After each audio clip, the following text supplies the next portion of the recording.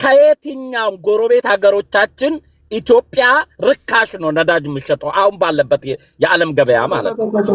በኮንትሮባንድ ወደ ኬንያ ተወስዶ ከተሸጠ ኢትዮጵያ ውስጥ ነዳጅ ርካሽ ስለመሆኑ ማሳያ ነው ወይስ ህገወጥ ነጋዴዎች? ከኛ በላይ ጭማሪ ነው፣ ከኛ በላይ ስለሚጨምር ማለት ነው ኬንያ ላይ። ቆይ በኮንትሮባንድ ነው ያልኳል። በህገወጥ መንገድ ከኢትዮጵያ ነዳጅ ማደያ ገዝተው በቦቴ በጀሪካን ወደ ኬንያ ሄዶ ያተርፋሉ። ወደ ኤርትራ አሁን ወያኔዎቹ ወደ ኤርትራ ነው ነዳጅ የሚጭኑት። ቦርደር ያላቸው ለዛው የወደብ ክራይ ማይከፍሉ ኤርትራ በህጋዊ መንገድ ካልሆነ በኮንትሮባንድ በኬንያ በቦርደር በናም እያለፈ ከሆነ ኬንያ ላይ የሚቸበቸበው እነዚህ ቸብቻቢዎች ከስርዓቱ ጋር ጥገኝነት ያላቸው ወይም ልዩ ተጠቃሚ የሆኑ በነፃነት በገፍ ነዳጅ የሚያገኙ ሰው በነፃ አግኝቶ ኬንያ ሱዳን እንደፈለገስ ቢሸጥ ምን ችግር አለው? ይሄ ታዲያ የስርዓቱን ወይም ደግሞ የቁጥጥር መላላትን ያሳያል እንጂ እንደ ሀገር ነዳጅ ትክክል ነው። የቁጥጥር መላላቱ እንዳለ ሆኖ የኢትዮጵያ ውስጥ ያለ የነዳጅ ውድነትን እና የጎረቤት ሀገር ነዳጅ ውድነትን ነው ሊያሳይ የፈለኩት እኔ። አሁን ኢትዮጵያ ውስጥ ነዳጅ ልክ ከሌሎ ጎረቤት ሀገሮች ቦርደር ያላቸው የባህር በር ያላት ኬንያ የባህር በር አላት። ነዳጅ ከኛ በላይ ነው የሚሸጠው። ሶማሌ ኢትዮጵያ አንድ ሊትር ነዳጅ ስንት ነው? አንድ ሊትር ነዳጅ ስንት ነው ኢትዮጵያ? አሁን ለካ ምናምን 160 ነው 180 ገብቷል። አሁን 180 አዎ አንድ ሊትር እኛ እኮ አሁን ከኢትዮጵያ በብር የመጣን በውጭ ምንዛሬ የመጣን ነዳጅ አይ ቲንክ ሰብሲዳይዝ ይደረጋል፣ ድጎማ አለው። ይሄን ነዳጅ የምታወጣበት መንገድ ካለ ወደ አሜሪካ ወስደ ብትሸጠው በዶላር በብር ገዝተ በዶላር ብትሸጠው ኢትዮጵያ ውስጥ እንግዲህ $1 180 ብር ነው። አሜሪካ ውስጥ ነዳጅ 1 ሊትር አይ ዶንት ኖ 4 ምናምን ነው። $1 ማለት ነው ኢትዮጵያ ውስጥ። ቆይ በብር የገዛኸውን አሜሪካ ወስደ በዶላር ስትሸጠው እኛ ጋር በብር $180 ማለት ነው። $1 ማለት ነው አሜሪካ እኛ ጋር በ180 ብር በብር ገዝተ አንዱ ሊትር አሜሪካ ጎረቤታችን ናት ትበልና አሜሪካ ላይ ደግሞ ወስደ ራሱ ነው አንዱን ሊትር $5 ብትሸጠው ኢትዮጵያ ውስጥ ነዳጅ ርካሽ ስለመሆኑ ማሳያ ነው። አዎ $5 ስንት ነው በኢትዮጵያ? $5 ስትመነዝረው ወደ 600 የኢትዮጵያ ብር ማለት ነው። 600 የኢትዮጵያ ብር ማለት ነው። ኦኬ አሜሪካ ላይ ነዳጅ በዶላር ነው የምትገዛው። ኢትዮጵያ ደግሞ በመንግስት ድጎማ የገባ ነዳጅ ነው፣ ሰብሲዳይዝ ተደርጎ ነው። ይሄ ሰብሲዳይዝ የተደረገ ነዳጅ ለህብረተሰቡ ነው ጥቅም ላይ መዋል የሚገባው። ነገርኩህ እኮ ወደ ጎረቤት ይሄ የመንግስትን ገንዘብ ወይ የመንግስትን መላላትነት ያሳያል እንጂ በብር ገዝተማ በዶላር ከሸጥክማ እኮ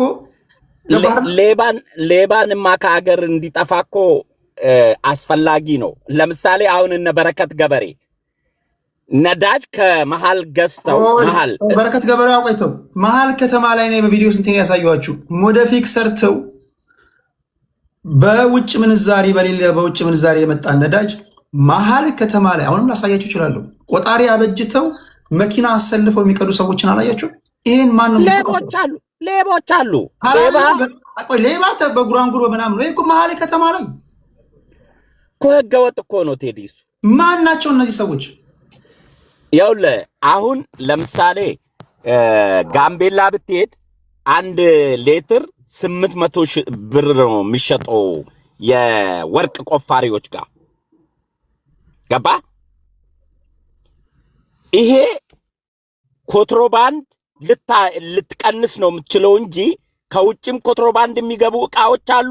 ከኢትዮጵያ ደግሞ ነዳጅ እንዳይለብ በአንድ ወይ ሌላ መንገድ የመንግስትን ህጉን የመላላት ወይም ደግሞ እነዚህን ህገወጥ ሐላል ይወጡ ህገወጥ በደንብ ነው ቁጥጥር ያንሳል እንጂ አዲስ ታይምስ ኢትዮጵያ ውስጥ ካሉት ዓለሞች በብልጽግና ምክንያት ነዳጅ ውድ አደረገ ብሎ የሚገለጽበት ጉዳይ አይደለም ልልህ ፈልጌ ነው።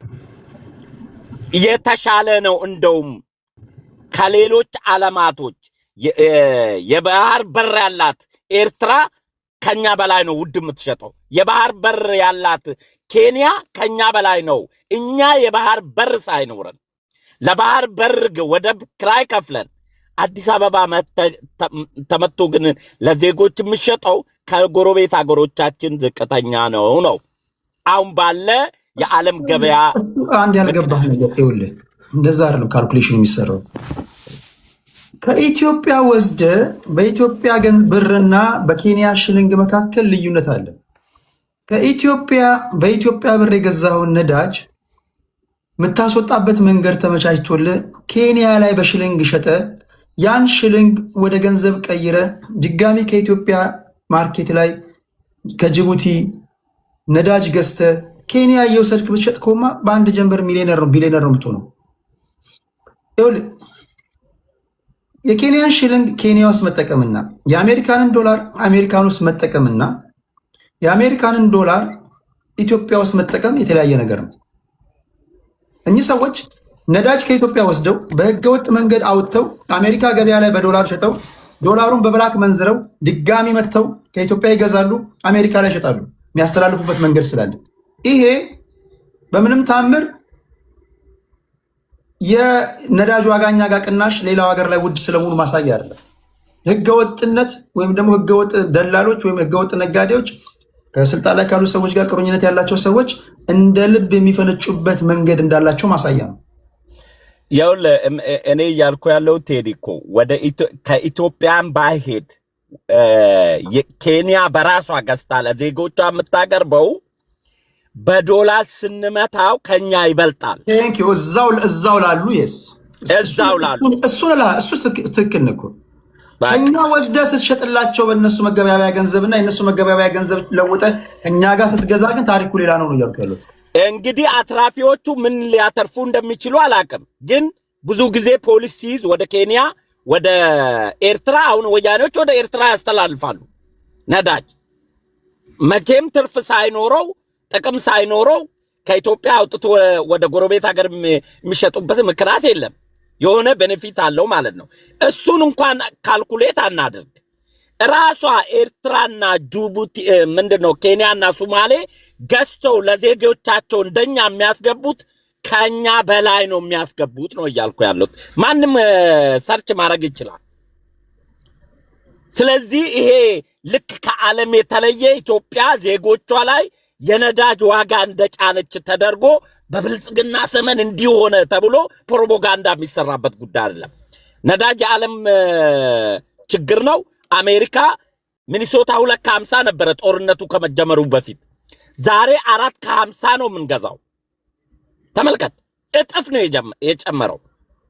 ይሄ ብልጽግና በፖለቲካ ውድቀት ያመጣ ነው ብለ ፕሮፓጋንዳ ልሰራበት አይገባም።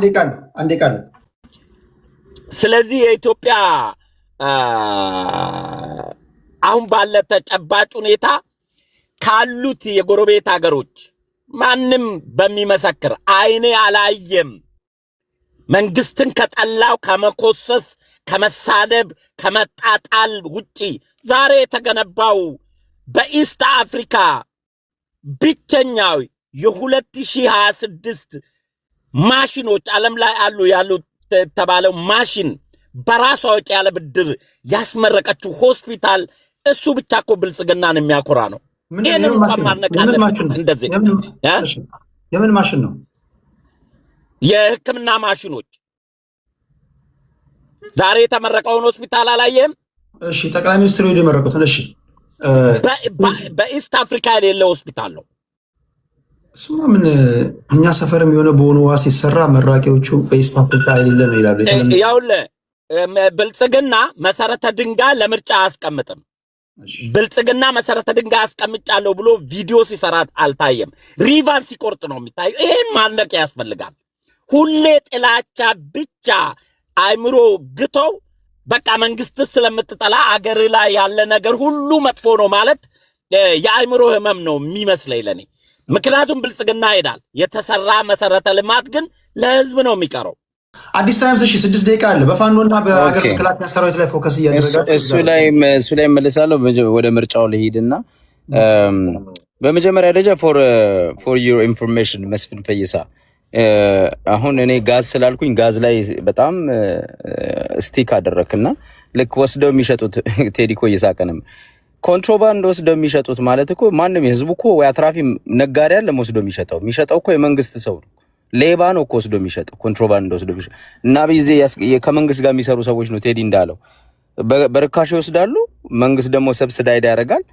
ያንን ብርም አትሊስት የተወሰነ ያገኛሉ። ገብቷል። በርካሽ ወስደው ሄደው ይሸጣሉ። በርካሽ አምጥተው ማለት ነው። ይሄ መኒ ላውንደሪንግ ነው። ወይንም በኢትዮጵያ በህዝብ ታክስ በሚከፈል ገንዘብ ላይ እነሱ ሌላ ትርፍ የሚሰሩ ሌቦች ናቸው። እነሱን እንደ ቁም ነገር መቁጠርህ እኔ አለማወቅ ነው የሚመስለኝ። ከዛ በተረፈ እንደው ፎር ዩር ኢንፎርሜሽን 1 ኪሎ ስጋ ኬንያ ውስጥ ስንት ብር መሰለ? ኬንያ ውስጥ 1 ኪሎ ስጋ እዚህ ጋር ሰርች ያደረኩልህ ነው። የት አለ? ይኸውልህ ኬንያ ውስጥ አንድ ፕሪሚየም ስጋ 450 እስከ 800 ብር ነው። ፕሪሚየሙ ስታንዳርድ ማለት ነው። ፕሪሚየሙ ደግሞ ከ1200 ብር ገብቷል። በጣም ጥሩ የሚባለው ማለት ነው። ኢትዮጵያ ውስጥ እኮ ስታንዳርድ ስጋ 5000 ብር ነው የሚሸጠው። የኬንያ ሽልንግ ነው ማወራለ። የኬንያ ሽልንግና ኢትዮጵያ ብርን እንደ በር ውሰደው እና 5000 ብር ነው የሚጀምረው ኢትዮጵያ። አንድ ቁርጥ ስጋ ብትገዛ አንተ አሁን 1 ኪሎ ብትገዛ 5000 ብር ነው። 4000 ብር ነው የሚገዛው። የኑሮ ውድነቱን ማስተያየት ትችላለህ። ኬንያ ውስጥ አፓርትመንት ወይንም ሃውስ ሬንቲንግ ስንት እንደሆነ ታውቃለህ? የሚጀምረው የታለ? ይኸውልህ ማክሲመም ሬንታል ኦኬ ይኸውልህ $150 እስከ 350 ትከፍላለህ ኬንያ ውስጥ። ኢትዮጵያ የሚጀምረው $700 በዶላር በ700 ብር ነው የሚጀምረው ሬንት ዋን አፓርትመንት ማለት ነው። 50,000 30,000 ነው የሚለው። ይሄ እንደው ራፍሊ ዳታውን ነው የምነግርህ ያለሁት። የኑሮ ውድነት ሰውን አጉብጦታል። አንድ ልጅ ሲገጥም ነበረ ሰሞኑን ምን አለ? የኢትዮጵያ ህዝቦች በኑሮ ውድነት ቁልቁል እንድትዘግጡ በጦርነት የሚያልቅ ህዝብ ልጅ እንድታዋጡ አብይን ምረጡ ብልጽግናን ምረጡ እያለ ገጥሟል። እውነቱን ነው። በኑሮ ውድነት አንገት እንዲጎብጥ መነሳት እንዳትችል እንዳትበላ እንዳትጠጣ እና በኑሮ ውድነት እንድትሰቃይና የስቃይ ኑሮ እንድትኖር ብልጽግና መምረጥ ነው። በጦርነት ደግሞ በየጊዜ የሚለከሱ በጦርነት ልጅህን ደግሞ አዋጥተህ እግሩ እንዲቆረጥና መልሶ ወጥቶ እንዲለምን ብልጽግናን መምረጥ። ብልጽግና አንድ ጥያቄ ላንሳልህ አንተ። ጠቅላይ ሚኒስትሩ ወደ ስልጣን እንደመጡ መጀመሪያ የገጠማቸው ጦርነት ነው አይደል? ጦርነት አልገጠማቸው። መጀመሪያ ምንድነው የገጠማቸው? መጀመሪያማ ሁሉም ህዝብ ተቀበላቸው። ጦርነት አልገጠመም። ጠቅላይ ሚኒስትሩ ቆይ ወደ ስልጣን ከመጡ በስንተኛ ዓመታቸው ውስጥ ነው ጦርነት ውስጥ የገቡት? 2018 ወደ ስልጣን መጣ በፈረንጆች። በ2020 ላይ ጦርነት ጀመረ። ከሁለት ዓመት በኋላ ራሱ ነው ጦርነት ማለት ነው። ያ within 2 years within 2 years ገና የኢኮኖሚ ፖሊሲ እንኳን በአግባቡ ስታብሊሽ በማታደርግበት ወይም ደግሞ ቢሮ መግቢያና መውጫውን እንኳን ለመለየት በቅጡ በማታውቅበት ቦታ ላይ ነው በ2 ዓመት ጦርነት ውስጥ የገባው አይደለ? ይሄ ጦርነት ደግሞ ቀላ ተተኩሳለ። ይሄ ቀላ ዶላር ነው። ኢንፍራስትራክቸር ያወድማል። ገበሬው እንዳርስ ያደርጋል። የዛ ውጤት ነው የኑሮ ውድነቱን። አሁን ለምሳሌ በሰሜኑ ጦርነት በነገራችን ላይ አሁን ንጹሐን ገፈት ቀማሽ ያደረገን እሱ ነው። የምንዋጋው ጦርነት መቀሌ ላይ የምትዋጋው ሞያሌ ላይ ያለውን ዋጋ ያስከፍለዋል። ይሄ ሳይድ ኢፌክት የለውም ወይም ደግሞ ይሄ ተጽዕኖ አላሰደረም ብለህ ታስባለህ? ቴዲ ጦርነቱ እኮ አልቆ 3 ዓመት ሆነው። ሳይድ ኢፌክት ሊኖረው ይችላል። ለምሳሌ እዳ ውስጥ እንገባለን እንጂ ጦርነቱ ዳይሬክትሊ አሁን ላለው ኑሮ ውድነት ዳይሬክት ኢፌክት የለውም። እኛ እዳ ሊታው ለምሳሌ ለጦርነቱ ትሪሊየን አውጥተን ከሆነ ያ ለኢትዮጵያ ሕዝብ እዳ ሆኖ ይቀመጣል እንጂ የዛን ጊዜ ሳፈር ልናደርግ እንችላለን ጦርነት በምናደርግበት ሰዓት ላይ። አሁን ጦርነት ከወጣን እኮ 3 ዓመት ሆኖናል። የኑሮ ውድነቱ ጦርነቱን አላመጣው። ኦነስትሊ የትኛውም የኢኮኖሚ ሰው ይሄን ሊነግር አይችልም። የኑሮ ውድነት የምትከተለው የኢኮኖሚ ፖሊሲ ነው ይሄን የሚያመጣው። እሺ አንተ ብትሆን የኑሮ ውድነቱ እንዴት ልትቀርፍ ትችላለህ? እኔ ፓርቲ አይደለሁም። እኔ አሁን ያለውን ነገር ምን መደረግ ነበረበት ቴዲ? ይኸውልህ እሱን የኢኮኖሚስቶች ሰው አምጥተህ በመጠየቅ ትችላለህ። ምን መንግስት ምን አይነት ፖሊሲ ቢከተል ነው የብር ግሽበቱን ማውረድ የሚችለው? እንደዚህ ነገሮች የኢኮኖሚ ሰዎች ይተንትኑት። ግን እኔ ጦርነት አንድ ሀገር ጦርነት ውስጥ ከገባች ኢኮኖሚዋ ይደቃል ይላሉ እኮ ማንኛውም ሰው። ለምሳሌ ይኸው አሜሪካን ሀገር አሁን እኮ ጦርነት ላይ ነው ያለችው። ብር እያወጣች ነው አሜሪካ፣ ብዙ ብር እያወጣች ነው። ጋዝ ተጨምሮ አሜሪካ ብዙ ዘርፋ የምታመጣበት ወርቅም ነዳጅም ተዘርፋለች። እቺ እንኳን ሀገር የታክስ ፔሩን መኒ ዌስት እያደረገች የኑሮ ውድነቱ ጫንቃውን ያጎበጠው ማህበረሰብ ተፈጥሯል። አንተም ያለበት ሀገር ላይ ነዳጅ ለምሳሌ በማታውቀው ጦርነት ዋጋ እየከፈልክ ነው ነው። አሁን እዚህ ሀገር ላይ ዋጋ ጨምሯል እንጂ ኑሮ ውድነት በጣም አሰቃይቶን አይደለም ያለው። የጨመረ ዋጋ አለ ግን አፎርድ የምናደርገው ነው። ገብቷል። ለምሳሌ ምን ልበል፣ አሁን ጋዝ ቢጨምር፣ አሁን ለምሳሌ እኔ የምኖርበት ቦታ ላይ ጋዝ 3 ብር 4 ብር የነበረው አሁን ወደ 4 ብር ከ95 ብር ጋዝ የጨመረው ለምንድን ነው እኮ? በጦርነቱ ምክንያት ነው። እሱን ልነግርህ እኮ ነው። ኦኬ ጦርነቱ። ስለዚህ ጋዝ ዋጋ አንተ ጦርነቱ ከዚህ ቀደም ለአንድ ሌትር ትከፍል የነበረውን 1 ብር ጨምሮ ማለት ነው 1 ብር ጨምሮብኝ የከፈልኩ ነው። ግን ኢንካም በዛው ደረጃ ጨምሯል።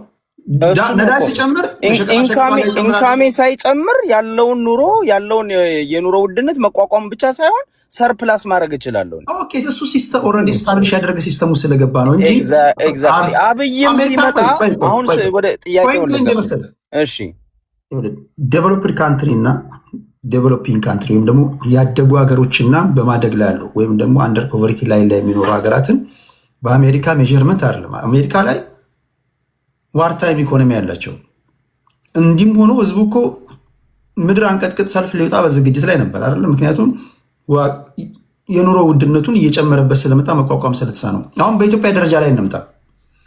ኢትዮጵያ በምታክል ከድህነት ወለል በታች የሚኖር ህዝብ ያላት ሀገር ላይ እዚህ ላይ ጦርነት ስትገባ ምንድነው ኤክስፔክት የምታደርገው? ብልጽግና በጦርነት አይደለም ብር እያጠፋ ያለ። ከጦርነቱ በላይ በኮሪደር ልማት ብሎ እኮ ስንትና ስንት ትሪሊየን የኢትዮጵያ ብር እያጠፋ ነው። በ200 በ300 የሚሆን ሚሊዮን ዶላር እያጠፋ ነው። ይህ ሰውዬ ቢሊዮን ዶላር እያጠፋ ነው። $100 ቢሊዮን የሚሆን ለኮሪደር ልማት ብሎ ፕራዮሪታይዝ የማይደረግ ማለት ነው። የኑሮን ይሄንን የገንዘብ የመግዛት አቅም ዋጋ የመቀነስ ኢኮኖሚውን የማረጋጋት ፖሊሲዎች እንደመከተል ይልቅ ብልጭልጭ ፕሮጀክት እያደረገ እኮ $100 ቢሊዮን የሚያወጣ መንግስት እኮ ነው ያለው። እና የምታወራው ቴዲ ምንም አይገናኝም። ስለ ጦርነት ከጦርነት በላይ እነዚህ ብልጭልጭ ፕሮጀክቶችን ይኸውልህ ህዝብን በኢኮኖሚ የሚጠቀም ህዝብን ስራ የሚቀጥር ፕሮጀክቶችን እየከፈተ እኮ አይደለም። ይሄ አስፋልት ላይ ላይት እየተከለ መሬት እየጠረገ ፓርክ እየሰራ አንድ ሰው አውዳሚ ነው አይደለም። ምኑ እኔ ስለ ጦርነት አውዳሚ አይደለም አልኩ እኮ። ከዛ በላይ አውዳሚ ነው። የሀገርን ኢኮኖሚ ይጎዳል አይደል? በደንብ ይጎዳል። ኢኮኖሚ ማይጎዳም ያለው እያንዳንዱ የምትተኩሰው ቀላ $1 ነው። እያንዳንዱ የምትከሳው መሳሪያ $1 ነው አይደል?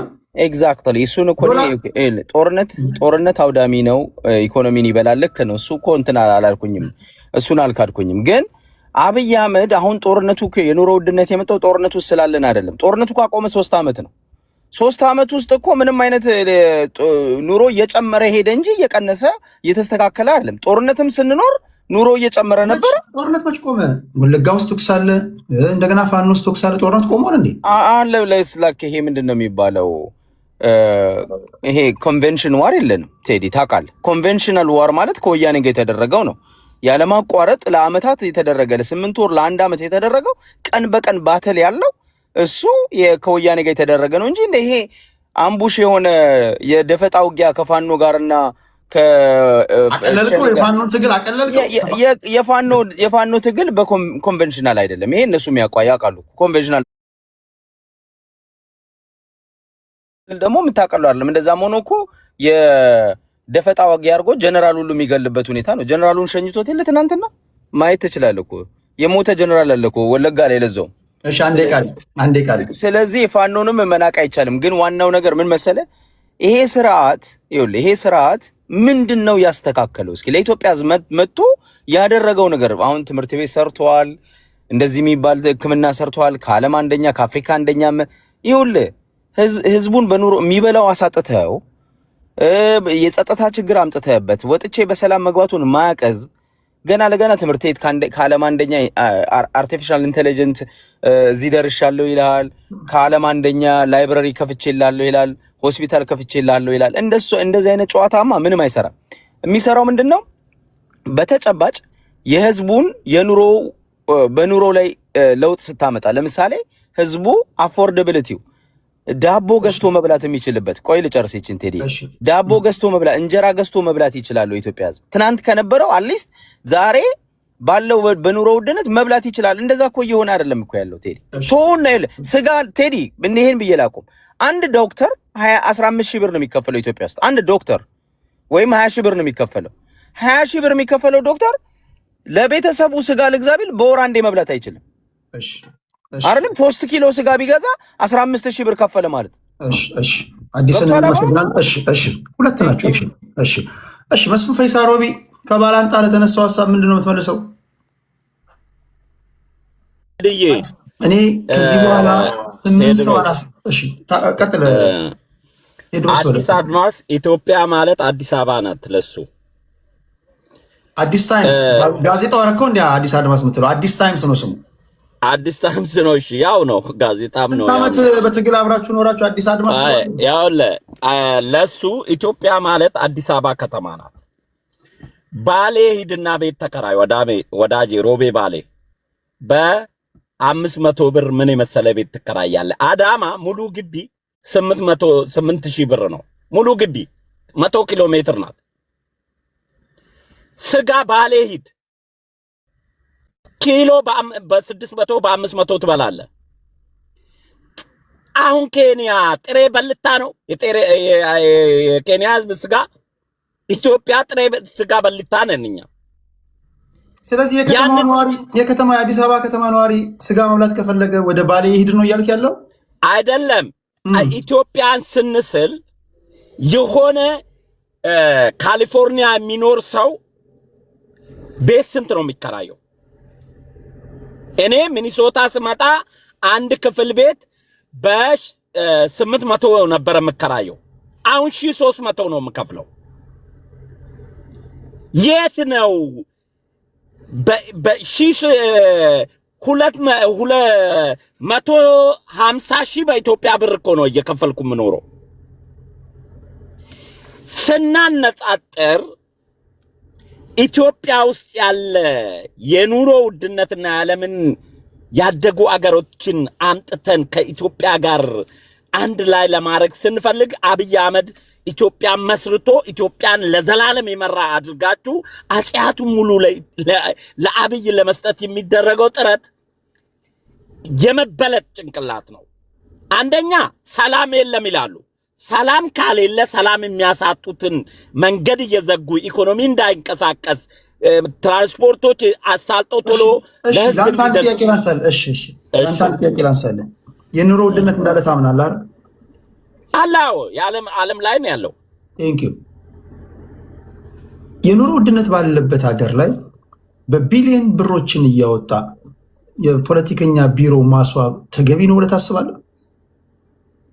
የፖለቲከኛ ቢሮ ማለት ለምሳሌ የአዲስ አበባ ከተማ ከንቲባ ቢሊየን ብሮች ነው ወጥቶ የታደሰው። ሁሉም የክልል ባለስልጣን ቢሮዎቻቸውን አስውበዋል፣ ረብጣ ገንዘብ እያፈሰሱ።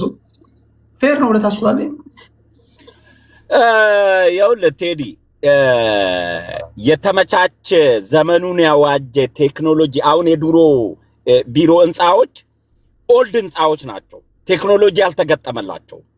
አሁን ጊዜው ደግሞ የቴክኖሎጂ ጊዜ ነው። ከወረቀት ነፃ የሆነ አገልግሎት ለመስጠት ነው ቢሮዎች እየለፉ ያሉት። ስለዚህ የኦንላይን ስራ ለመስራት ቢሮ ስታድስ እነዚህን አስፈላጊ የሆኑ መሰረተ ልማቶችን መዘርጋት አለብህ። ያን ስትዘረጋ ደግሞ ቤቶቹ መታደስ አለባቸው።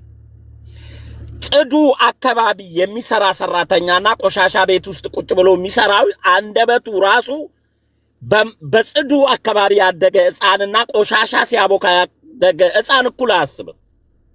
ስለዚህ ቢሮ ማጽዳት ጥሩ አገልግሎት ለመስጠት ከሚደረግባቸው ሁኔታዎች ውስጥ ምቹ የሰራተኛ ሰፈር ማመቻቸት የተሻለ አገልግሎት ለማሳለጥ ይጠቅማል እንጂ ከተያዘላቸው ባጀት ውጪ ቢሮ ከተያዘላቸው ዱሮ እኮ ቴዲ ባጀት ይሰረቃል። አሁን ችግሩ ባጀት ስለማይሰረቅ ይሄን ለምን ሰራችሁ ብልጭልጭ ለምን ሰራችሁ ምናምን ለምን ሰራችሁ ይላሉ እንጂ ለይሄ ሳይሰራ ሰረቃችሁ የሚል የለም። የብልጽግና ደግነቱ ደስ የሚል ቅድሚያ እኔ እንጀራ ሳልበላ ለምንድነው አዲስ አበባ ውስጥ መንገድ አስፍተ እግረኛ የሚጓዝበት ሳይክል የሚነዳበት ወጣቶች ስፖርት የሚጫወቱበት የሚዝናኑበት ለምንድነው? ይሄ እኔ ልብላ ልጆቼ በድላቸው ያድጋሉ የሚሉ ጭንቅላቶች ናቸው። እኔ ጥያቄ ስጠይቃችሁ እናንተ በፈለጋችሁት መንገድ የመመለስ መብታችሁ የተጠበቀ ነው። እኔ ለምን እንዲመልስ አይደለም። እሺ እናንተ የሚጠበቀው መመለስ ነው፣ ከኔ የሚጠበቀው መጠየቅ ነው። ችግር የለም። በቅርቡ ሪፖርተር ባወጣው ዘገባ 98 ቢሊዮን ብር የመንግስት ሰዎች ከአርቲስቶች ጋር በመመሳጠር የመንግስት በጀት ጉድለት እንዳስከተሉ ታውቃለህ? ፌደራል ፖሊስ ማስተካከያ አድርጓል። ለሪፖርተር 98 ቢሊዮን የነበረው ወደ 78 ቢሊዮን አወርዶታል። 20 ቢሊዮን ዶላር ብር ነው የቀየረው። እሺ 78 ቢሊዮን በሚለው ልሰድ 78 ቢሊዮን ብር በዚህ ደረጃ እንግዲህ የህዳሴ ግድብ ግንባታ እንኳን ሲጀመር 80 ቢሊዮን ብር ነው የሚያስፈልገው ተብሎ ነው የተጀመረው፣ 5 ቢሊዮን ዶላር። በዚህ ደረጃ ኃላፊነት በጎደለው መንገድ በግዴለሽነት የመንግስት ሰዎች ከታዋቂ ሰዎች ጋር ገንዘቡን እንደፈለጉ ሲጫወቱበት፣ በጎን ደግሞ ማህበረሰቡ በኑሮ ውድነት ትከሻው ሲጎብጥ፣ ይህ ነገር እንዴት ነው? ከጦርነቱ ጎን ለጎን ለጦርነቱ ለእናንተ ፌርነስ የጦርነቱን ጉዳይ አንስቻለሁ። ከጦርነቱ በመለስሳ የመንግስት ሰዎች ራሳቸው እያደረጉት ያሉት ነገር ጤነኛ ነው ብለህ ታስባለህ? ሌብነቱን ጤነኛ ነው ብዬ አላስብም።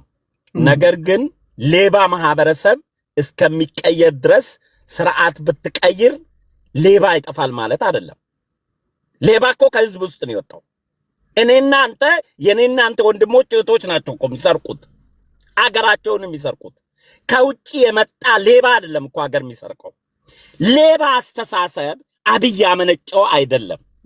ሲስተም ወደ መዘርጋት ከሰዎች ንክኪ የሆነ ሲስተሞችን ወደ ማሳደግ እንጂ ማህበረሰባችን የሌብነት ባህሪ የኛ ወንድሞች የኛ እህቶች የኛው ዘመዶች ናቸው የሚሰርቁት።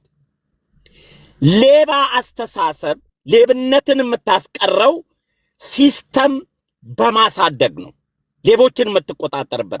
ይሄ ደግሞ ኤአይ ቴክኖሎጂ ይለናል አዲስ ታይምስ። ቴክኖሎጂ ሌባ እንዲይዝ እኮ ነው።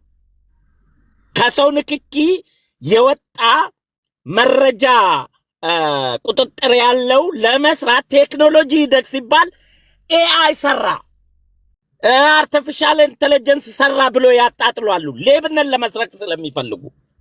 ለዚህ እኮ ዲጂታል አይዲ እያንዳንዱ ባንክ ውስጥ አስይዙ ሲባል ምን ብለው ካምፔን አረጉና አዲስ ታይምስ ፋኖንና የመንግስት የሚፈልጋቸውን ለመቆጣጠር ስለሚፈልግ ነው አሉ። ሌባን ለመያዝ አይደለም የተባለው። ፋይዳ አይዲ እንደ ካናዳ እንደምትኖረው አሜሪካ ስኖር ሶሻል ሲኩሪቲ እንዳለኝ አንድ ቦታ የሆነ ነገር ስትሰራ ያን ሶሻል ሲኩሪቲ ሳታስገባ ምንም ማንቀሳቀስ አትችልም። ኢትዮጵያ ውስጥ ፋይዳ አይዲ ሌቦችን የሚይዝበት ነው። ለዚህ ነው ባንክ ሌብነት ለማቆም በአስቸጋይ ፋይዳ አይዲያችሁ ነው ባንክ ውስጥ አንድ ሰው እኮ ቴዲ ኢትዮጵያ ውስጥ 8 መታወቂያ በስምንት ሰው አለው። ይሄ አብይ ያመጣው ችግር ሳይሆን ሌብነቱ ከስር ያደገ ማንነት ነው ቴዲ። እሺ በነገራችን ላይ ሲስተሙን ማዘመን ላልከው ነገር ያው እሱ በአግባቡ ተግባራዊ ከሆነ በተለይ ባለስልጣን ከባለ ጉዳይ ጋር የማይገናኝበት ነገር የሚፈጠር ከሆነ ቴክኖሎጂው በጣም ይበል የሚያሳይ ነው። እንደዛ የሚቻል ከሆነ ማለት ነው። አሁን ማንኛውም ባለስልጣን በእጅ ነው በእግር ነው የመጣው እያለ እንደፈለገ ባለ ጉዳይን ገንዘብ እየጠየቀ እየዘረፈ በአንድ ጀንበር አንዳንዱ ሚሊዮነር ሆኖ የሚያድርበት ከተማ እየተፈጠረ ያን እስኪ የሚያስቀር ሆኖ ከተገኘ ይበል የሚያሰኝ ነው። ሲስተም ለአንድ ሀገር ወሳኝ ነው። እሺ